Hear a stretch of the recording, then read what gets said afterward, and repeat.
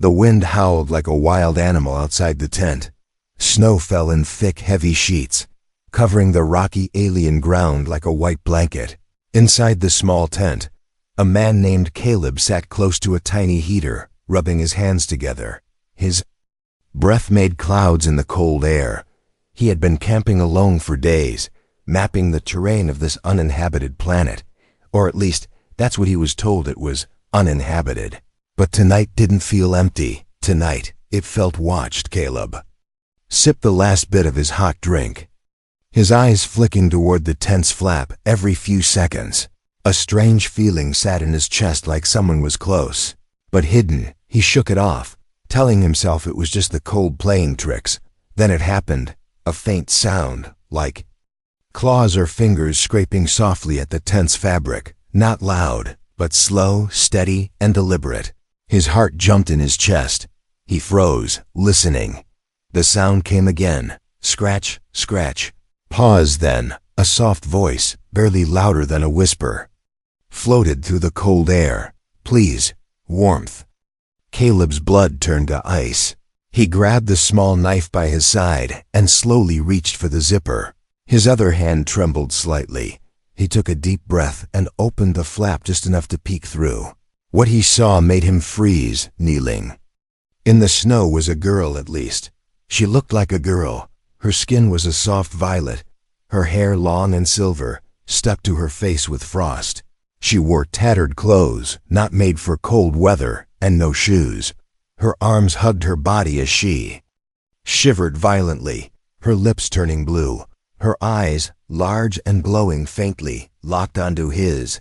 I need warmth, she said again, her voice cracking. Caleb hesitated, his human instincts screaming both fear and pity. He had never seen this species before, but one thing was clear: she was freezing, and she was dying. He pulled the flap wider, and without thinking too much, he reached out his hand. Come inside, he said, quickly. The alien girl crawled forward, falling halfway into the tent. Her body was ice cold, and she moved like someone who hadn't eaten or slept in days. Caleb zipped the tent closed and helped her sit near the heater. She winced at the heat but didn't pull away. She sat silently, her arms still wrapped around herself, her body trembling. What's your name? Caleb asked gently. She didn't answer. Instead, she leaned her head against the tent wall, eyes closing for a second. Then, as if remembering something, she opened them and whispered, Sira. Okay, Sira. Caleb nodded. I'm Caleb. You're safe now. He handed her a thermal blanket and a heat pack, showing her how to use it.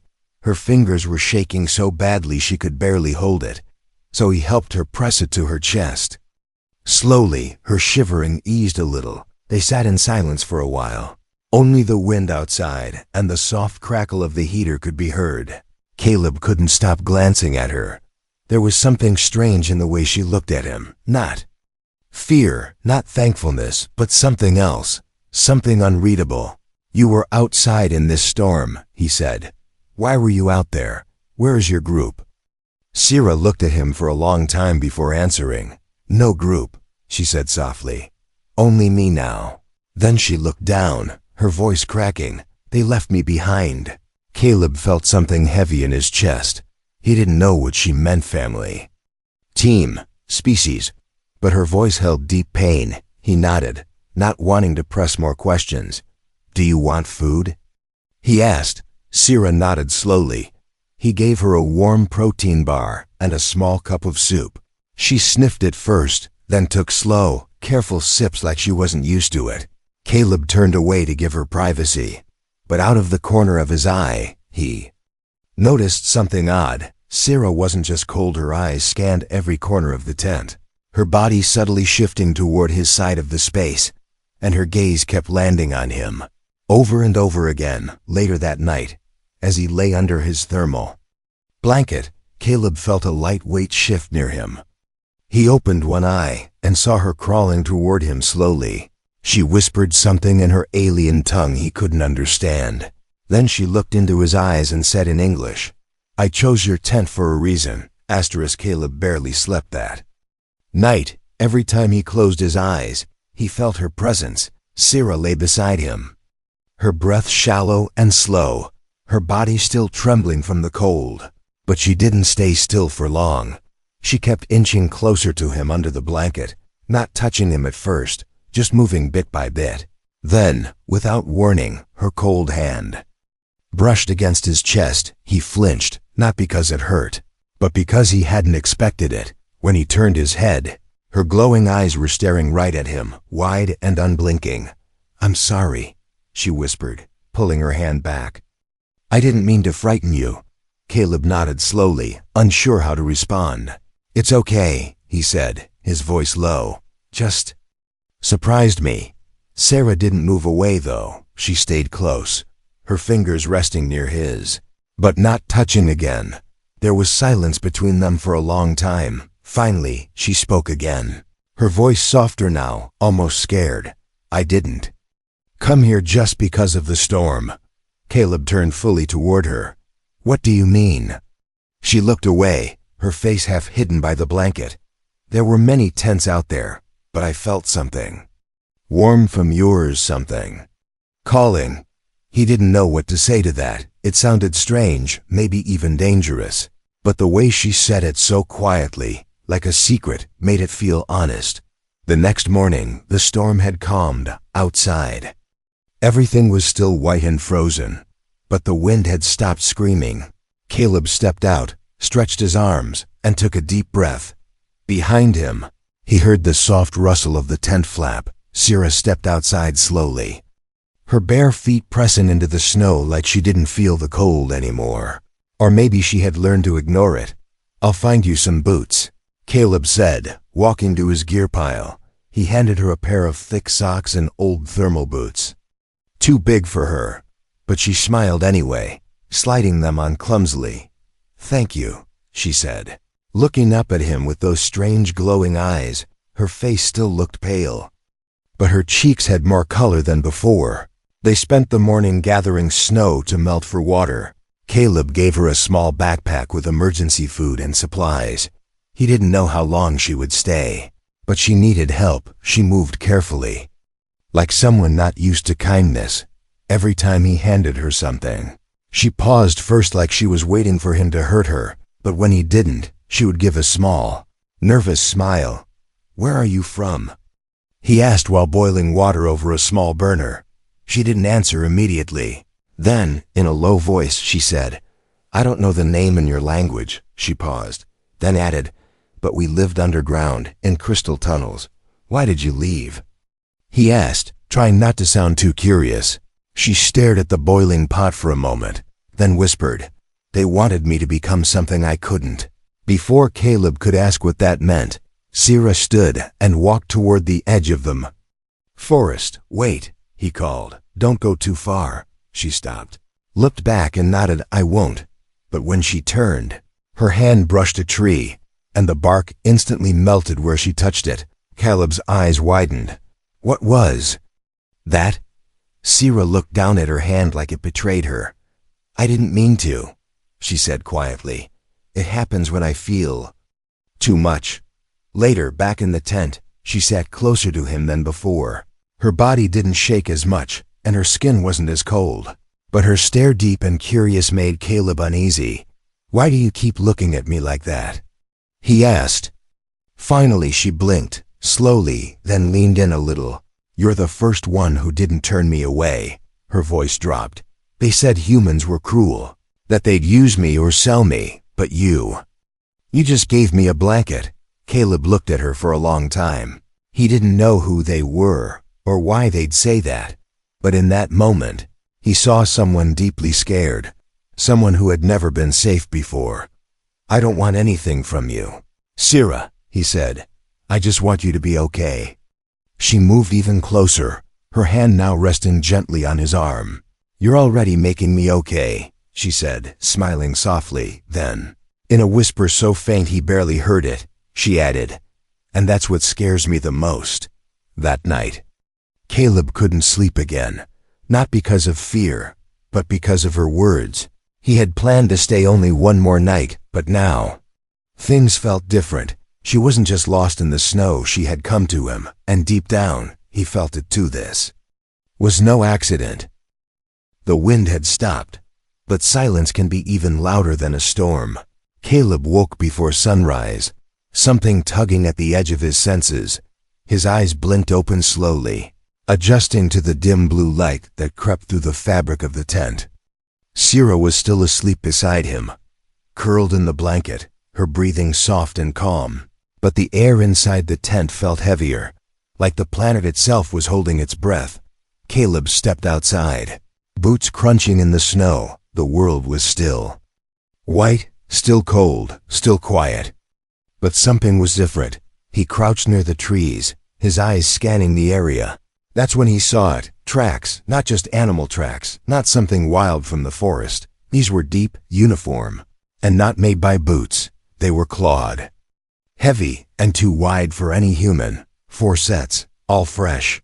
Circling the tent, his breath caught. He followed them slowly, careful not to disturb the snow.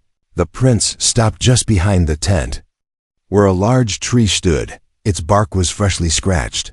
Deep marks clawed into its trunk. Whoever or whatever had been watching them hadn't come close. Not yet. He rushed back into the tent, heart pounding. "Sarah," he whispered, shaking her gently. "Wake up." She stirred, then sat up fast, her body tense the moment she saw his face. "What happened?" she asked, her voice suddenly alert. "There were tracks," he said. 4 sets, maybe more. They circled the tent. Her eyes widened, and for the first time, true fear crossed her face. "They found me," she whispered, her voice almost breaking. "They came faster than I thought." "Who?" Caleb asked. "Who's hunting you?"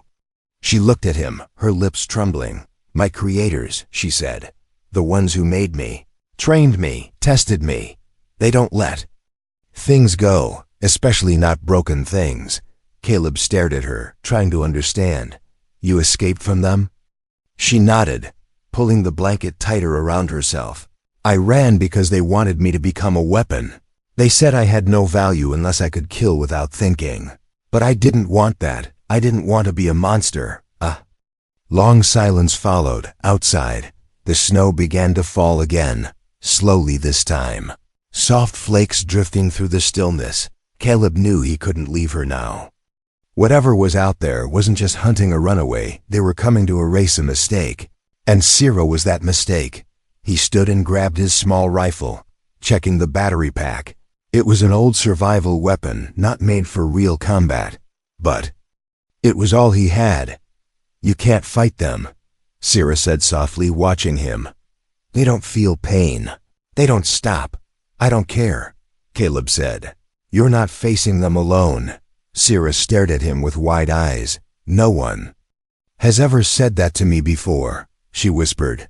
"They either sold me or used me. But you stay." He looked back at her and smiled gently. "Then they've never met a human like me." They packed quickly, taking only what they needed. Sierra led them through a path between icy cliffs. "This way," she said. "There's a place I used before when I escaped the first time." As they walked, Caleb noticed the way the snow melted slightly under her feet. Her body was changing again. He could feel the heat she gave off even through her clothes. She was nervous, scared. But something else too, something was building inside her. Her power was waking up again, and it was reacting to him. They reached a small cave hidden behind sharp rocks and a fallen tree. Inside it was narrow, dark, but dry. Caleb set up a small heater while Sierra sealed the entrance with a layer of frost she summoned with a wave of her hand. He watched her, amazed. "You said you didn't want to be a weapon," he said, "but you could be powerful." "I don't want to hurt anyone," she replied. "But if they come for you, I'll do whatever it takes." That night, as they sat in silence, Caleb tried to keep calm, but outside, the howling started again, not from the wind, but from something alive, not human, not animal, but something in between.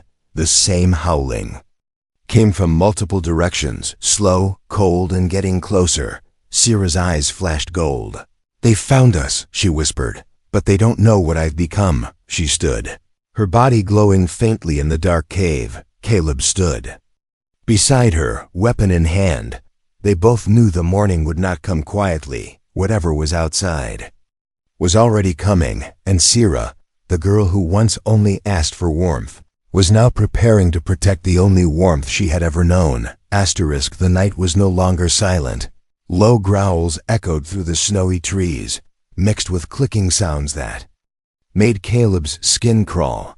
He sat in the cave with Sira, holding his rifle tight. He had seen war, but this was different. This was not a battle. This was a hunt. And they were the prey. Sira stood near the entrance, her hand against the icy wall she had built. Her skin shimmered faintly in the darkness, and her silver hair moved without wind. She wasn't afraid, not like before. Something had changed in her eyes. They glowed with a quiet fire. Not anger, but something deeper. Something powerful. "They're waiting," she whispered. "Watching." Caleb nodded. "Why aren't they attacking?" She looked down, her fingers twitching. "They sense my energy, but it's unstable," she said. "They don't know what I'll become." Caleb studied her closely. Her body didn't seem fragile anymore. Her voice had more strength. Her movements more control. He remembered the way the snow had melted beneath her steps earlier. He remembered the tree bark that had sizzled under her touch. "You're changing," he said quietly. "Why now?" Sira turned to him slowly, her eyes locking with his. "Because of you," she said. "You're different, and I feel alive near you." He didn't know what to say. Her words weren't romantic. They were raw and honest. She wasn't speaking like a girl with a crush. She was speaking like someone who had never known safety before, and had just found it for the first time. The growls outside grew louder, closer. Caleb raised his rifle. But Sira stepped forward. "Let me try something," she said, closing her eyes.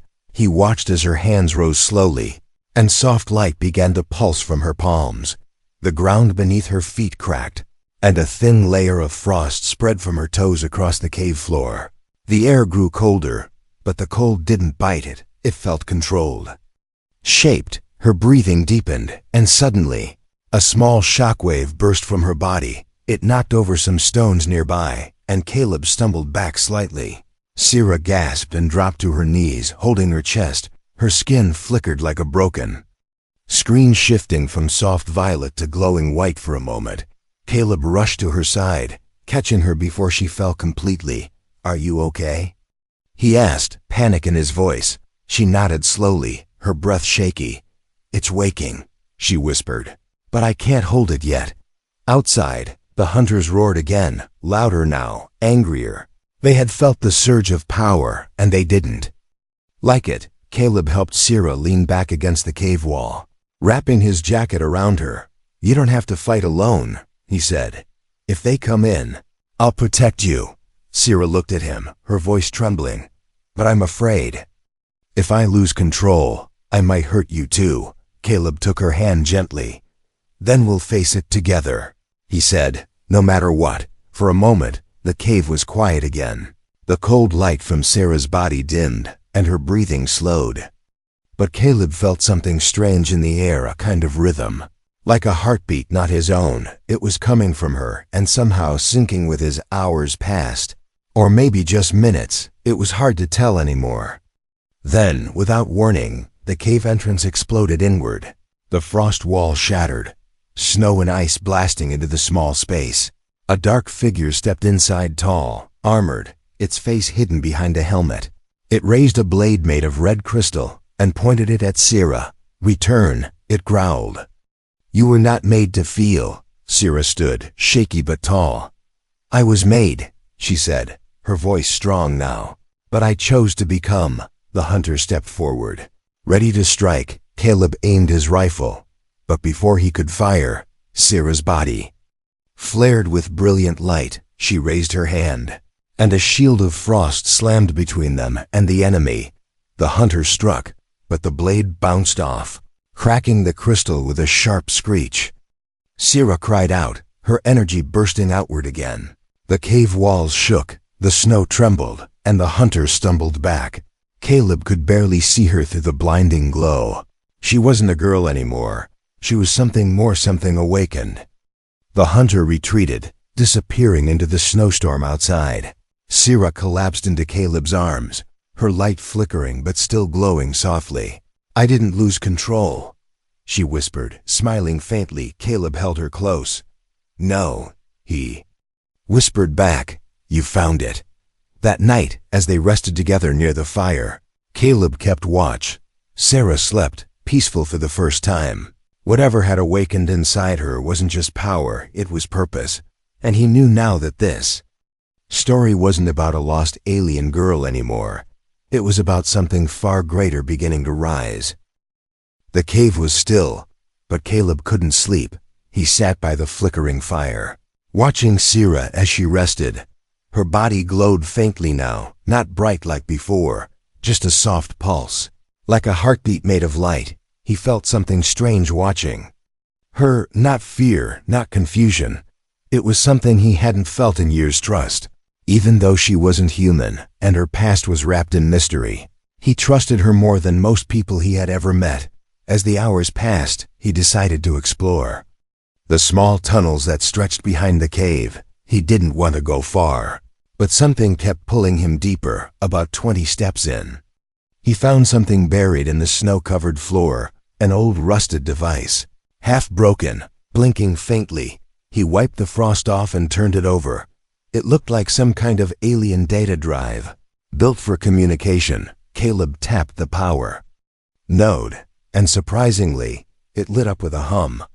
A soft voice came from the speaker. It spoke in a language he didn't understand at first. Then the translator kicked in.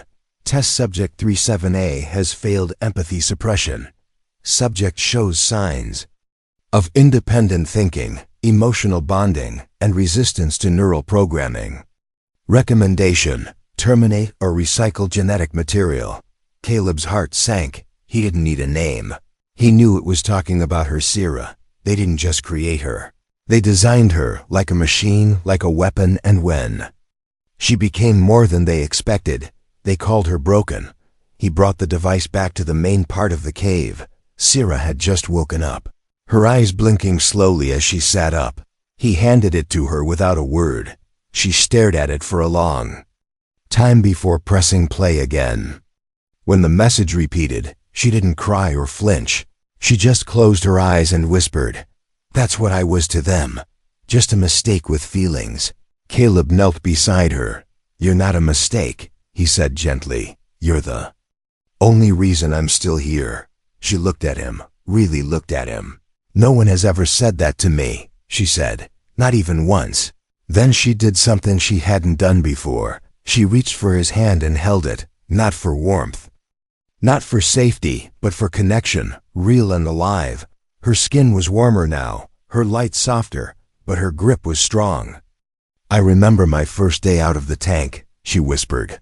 "They told me not to speak unless spoken to, not to feel, not to ask." She paused, then continued. "I tried to follow the rules, but I always ask questions. What is love? What is kindness? Why does it hurt when someone is in pain? They said I was broken." Caleb's voice was quiet, but firm. "They were wrong," she smiled, a little. "You think so because you see me like a person," she said. "But I don't even know if I'm real." He pulled her closer. "If this," he said, pointing to her heart, "is real, then you're real." For the rest of the morning, they sat side by side. Caleb shared old stories from Earth, nothing special, just simple moments: fishing in a lake, building a treehouse as a child, baking bread with his grandmother. Sira listened with wide eyes, like every word was magic. She had never seen a tree, or tasted bread, or laughed without being punished. To her, these memories were treasures. Suddenly, her body jolted. She gasped and grabbed her chest. Caleb panicked, holding her up. "What's wrong?" he asked, his voice sharp with fear. "I feel something changing again," she whispered. Her skin began to shimmer with shifting patterns, lines like circuits glowing across her arms. "I think my second layer is activating." "What does that mean?" Caleb asked. She took a shaky breath. "They built fail-safes, hidden layers of programming, buried under my emotions. If I become too attached to someone, the system resets me. erases the bond. Caleb's face went pale. "No," he said. "I won't let that happen. I don't want to forget you," she whispered, her voice cracking. "I don't want to lose this feeling." Caleb didn't think, he just acted. He reached out and pressed his forehead gently to hers. "Sira, listen to me," he said firmly. "You are not a machine. You are not a lab experiment.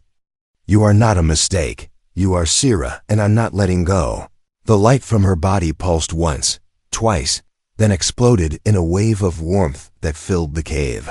For a second, it felt like time stopped, then her body collapsed against his, limp but breathing. She was alive, and the system had failed to erase her feelings, because they were no longer data. They were real. As Caleb held her in his arms, he realized something even bigger. Sira had not just escaped her creators. She had evolved. And whatever came next, they would face it together. The sun never truly rose on this icy planet. Only a pale glow spread across the sky. Like a shy light hiding behind thick clouds, Caleb stood at the cave entrance, his rifle in hand, his breath turning to fog behind him. Sira slept, still weak but alive. Her power had burst through something deep inside her. She had fought the system inside her body, and won. But that victory came at a cost. She needed time to recover, time they didn't have. The wind shifted, and with it came the sound, not footsteps, not voices, but a hum, a deep mechanical hum. Pulsing in the air like a heartbeat of metal, Caleb stepped outside, climbed a small ridge, and saw it. A black ship hovering in the distance, smooth and silent. It didn't fly like human ships.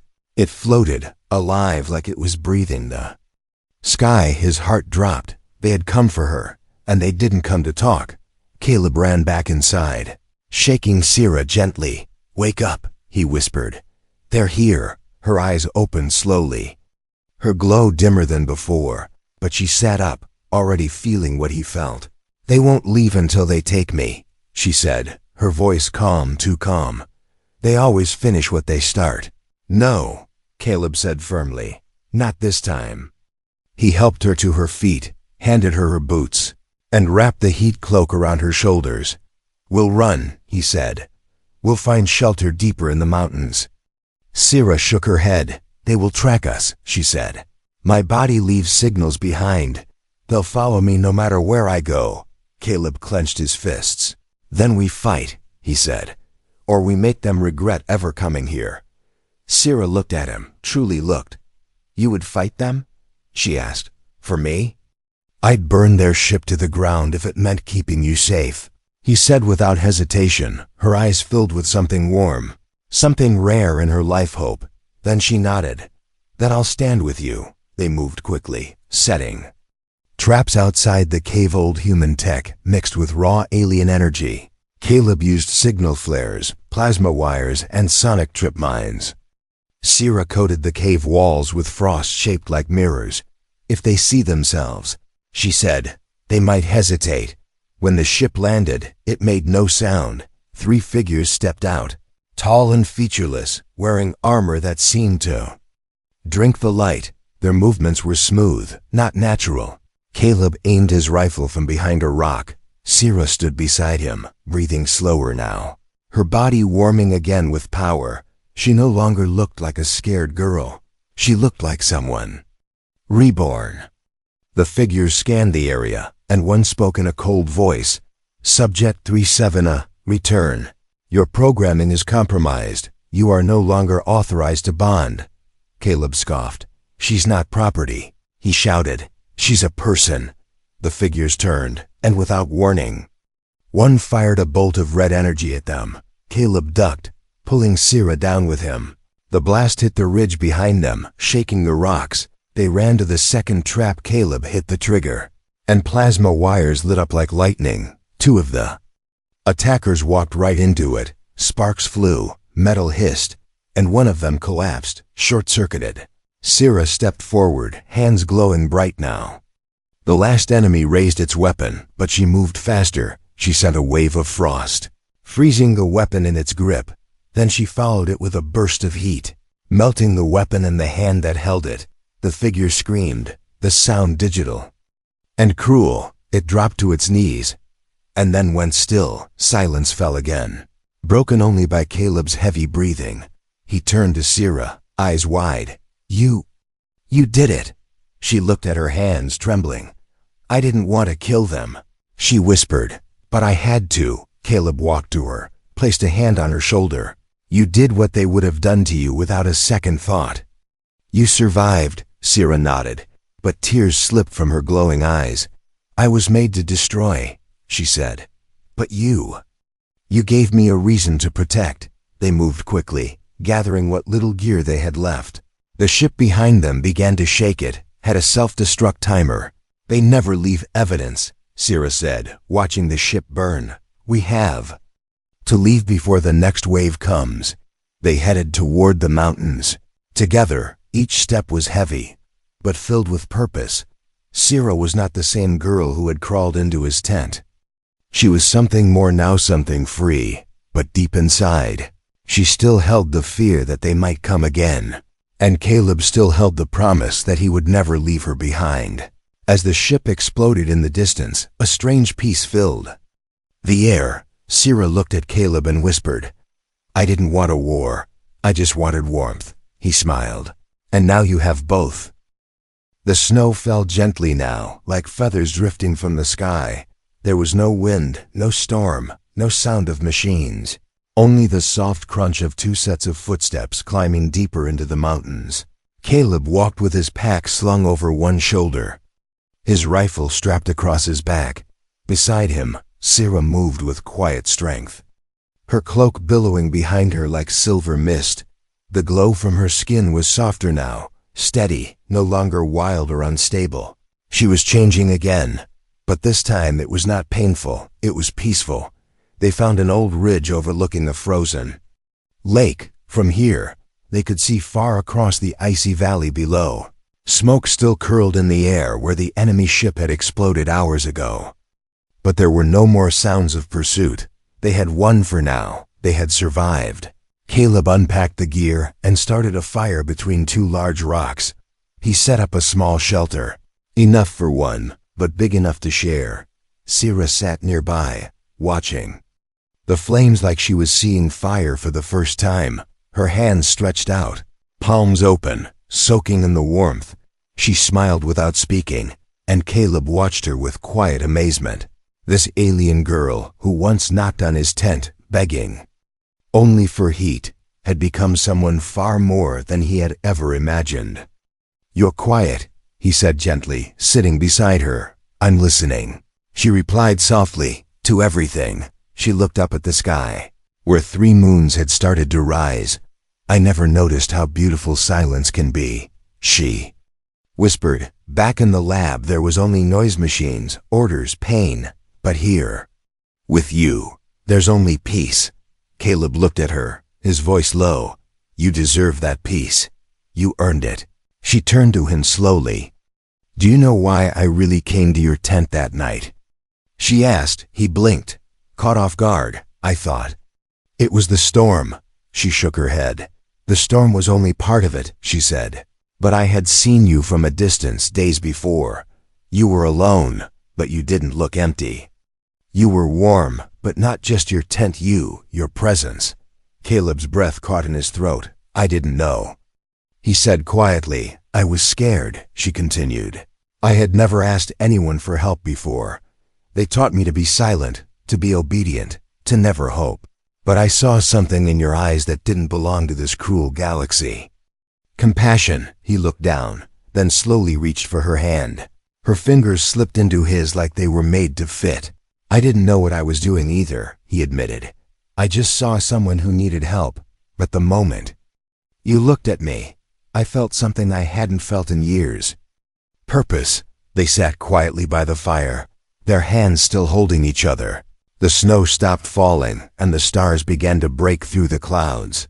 Sierra leaned her head on Caleb's shoulder, her body warm and steady now. "I used to think all I needed was to escape," she whispered. "Then I thought I only needed warmth. But now I understand. What I really needed was you." Caleb turned his head slowly. "And I needed you," he said. Not because you're powerful, or alien, or rare, but because when I'm with you, I feel alive. Not a soldier, not a survivor, just a man. Finally home, Sira smiled, a real full smile that reached her glowing eyes. I never had a home, she whispered. But I just found mine. That night they didn't speak much more. They curled inside the shelter, wrapped in one blanket, listening to the wind whisper gently outside. No fear, no pain. Just the heartbeat of two souls that had found each other. Against impossible odds, in the days that followed, they built a quiet life, hunted small game, melted snow for water, shared old stories under the moons. Sarah's powers no longer flared out of control. They moved with her emotions calm, steady. Safe, she used her gifts not to fight, but to shape the land around them. She made walls of frost to protect the shelter, light from her hands to warm the cave, not as a weapon, but as a healer, as someone finally free. One evening, as the fire burned low and the stars blinked above, Sira looked at Caleb and asked one simple question. Will you stay with me, always? He didn't answer with words. He only leaned forward and kissed her gently. A promise made in silence, a vow without sound, but louder than any words. And in that moment, Sira closed her eyes and smiled again, because in a galaxy full of danger, cold, and chaos, she had found something stronger than any power. She had found love. She didn't just want warmth anymore. She had found what she truly needed. She wanted him.